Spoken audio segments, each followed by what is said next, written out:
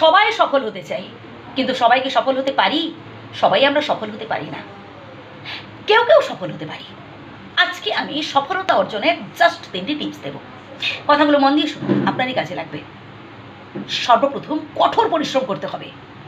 আমি পারবো, আমার দ্বারাই সম্ভব হবে, এই চিন্তা করুন।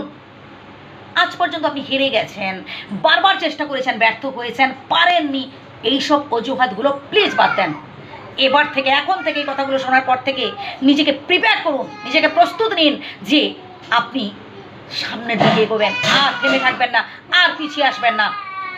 এর পরের পয়েন্টটা আরও গুরুত্বপূর্ণ, তা হলো বন্ধু, শুধু শুয়ে শুয়ে স্বপ্ন দেখলে হয় না, স্বপ্নকে বাস্তবায়িত করার চেষ্টা করতে হয়। আপনার মধ্যে সেই দম থাকা চাই, আপনার মধ্যে কঠোর পরিশ্রম করার মানসিকতা থাকা চাই। আমি পারবো। আত্মীয় স্বজন, বন্ধু বান্ধব, পরিবারবর্গ কেউ থাক বা না থাক, আমি একাই পারবো। তবেই দেখবেন আপনি একদিন আপনার লক্ষ্যে পৌঁছতে পারবেন। আর সবসময় চেষ্টা করবেন নিজের থেকে কিছু করার, কারোর মাথায় তেল দিয়ে বা কারোর হাত ধরে উপরে ওঠার চেষ্টা করবেন না।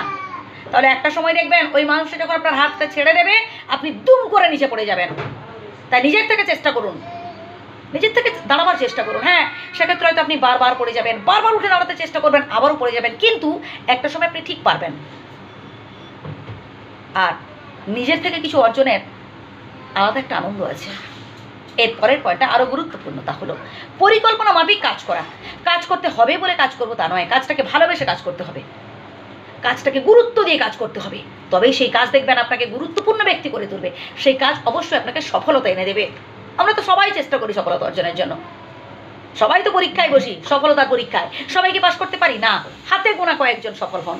তার কারণ হচ্ছে এটাই, আমরা মন দিয়ে কাজ করি না, আমাদের মধ্যে একটা তাড়াহুড়ো ভাব থাকে, আমরা আগে থেকে কোনো রকম প্ল্যান করি না, আমাদের মধ্যে ধৈর্য থাকে না, অপেক্ষা থাকে না, তাই আমরা ব্যর্থ হই। আর ব্যর্থ হই একটা কারণে, আমরা অপরের উপর দোষ চাপাই। তাই আমার পাশে কেউ ছিল না, আমাকে কেউ সাহায্য করেনি, আমি একা